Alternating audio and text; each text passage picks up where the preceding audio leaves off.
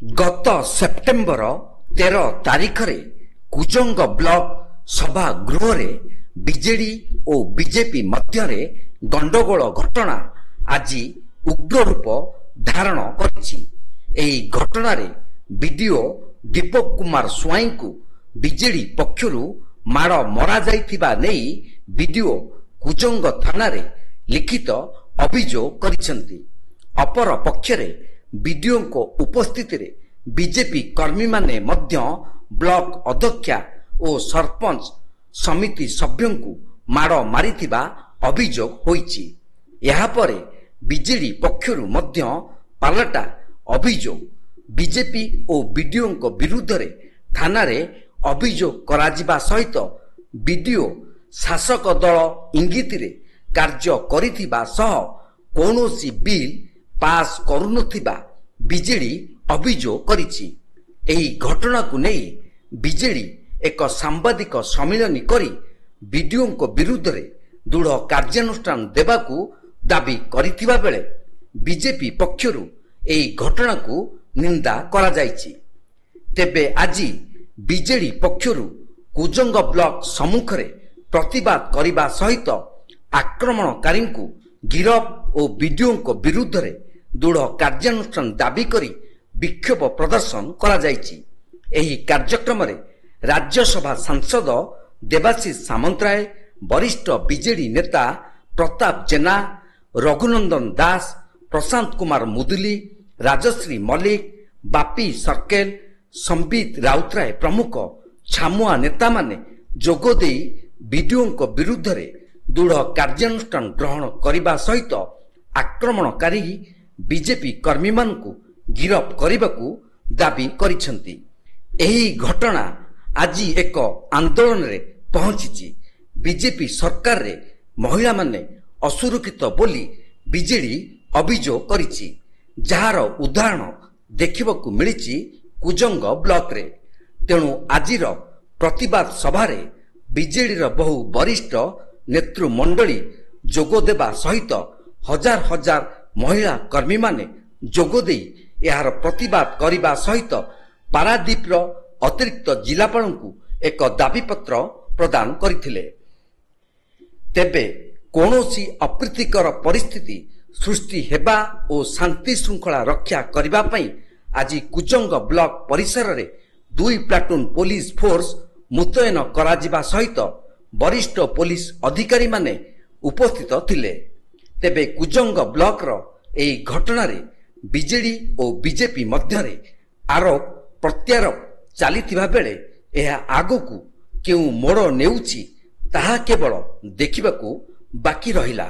विगत 3 मास हो गला गोटे अघोषित निर्देश बीजेपी सरकार तरफ आसी पूर्व सरकार अमल जो काम सब ब्लॉक स्तर से जो दलर कर्मी हूँ पछे समस्त कम बिल बंद कौन उन्नतिमूलक कार्य जहाँ संपूर्ण हो पैसा गरीब लोक मैंने पाइबे ना।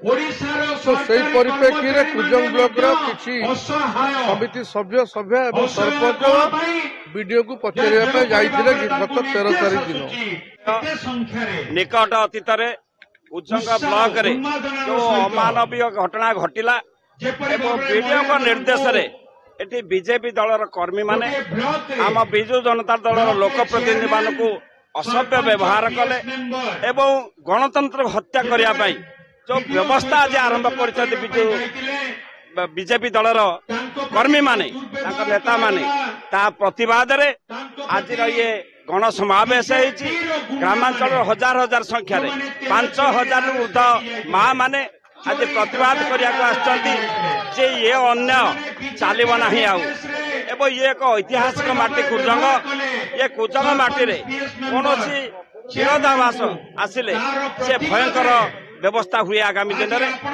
देखो आमर कुजंग ब्लॉक रे 90% होचंदी महिला प्रतिनिधि से सरपंच हो केस मेंबर हो समस्त महिला माने जाइथिले जमा पुरुष जो माने प्रतिनिधि अछंती से माने 4-5 जन जाइथिले ତାଙ୍କର ନିଜର ପ୍ରତିବାଦ ଜଣାଇବା ଯାଇଥିଲେ।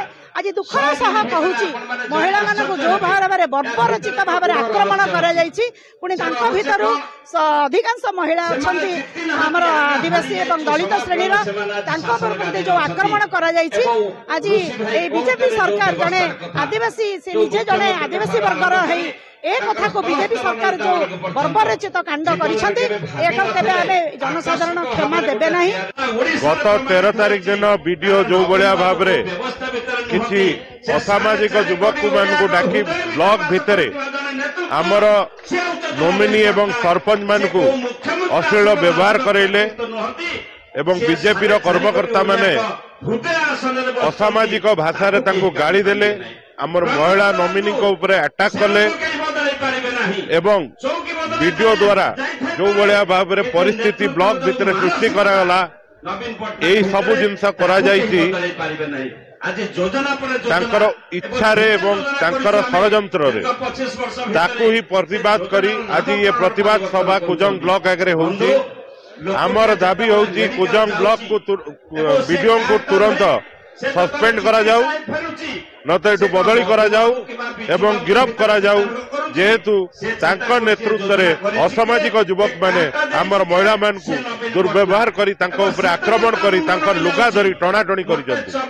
ଆଜି କୁଜଙ୍ଗ ବ୍ଲକରେ ଯୋଉ ଅଭାବନୀୟ ଘଟଣା ଘଟିଛି, ଯେ ଲୋକପ୍ରତିନିଧି ମାନେ ଯୋଉମାନେ ପିଏସ୍ ମେମ୍ବର, ସରପଞ୍ଚ, ବ୍ଲକ ଅଧ୍ୟକ୍ଷା, ଯୋଉମାନେ ବ୍ଲକର କାର୍ଯ୍ୟ କିପରି ତ୍ୱରାନ୍ୱିତ ହେବ, ବିକାଶ ଆହୁରି ହେବ, ବିକାଶ କାର୍ଯ୍ୟ ବନ୍ଦ ହେଇଛି, ସେ ଉପରେ ଯେତେବେଳେ ବିଡିଓଙ୍କୁ କହିବାକୁ ଯାଉଛନ୍ତି, ସେଇ ସମୟରେ ବିଡିଓ କିଛି ଭାରତୀୟ ଜନତା ପାର୍ଟିର ଗୁଣ୍ଡା ଲଗେଇ ତାଙ୍କ ଉପରେ ଆକ୍ରମଣ କରିଛନ୍ତି।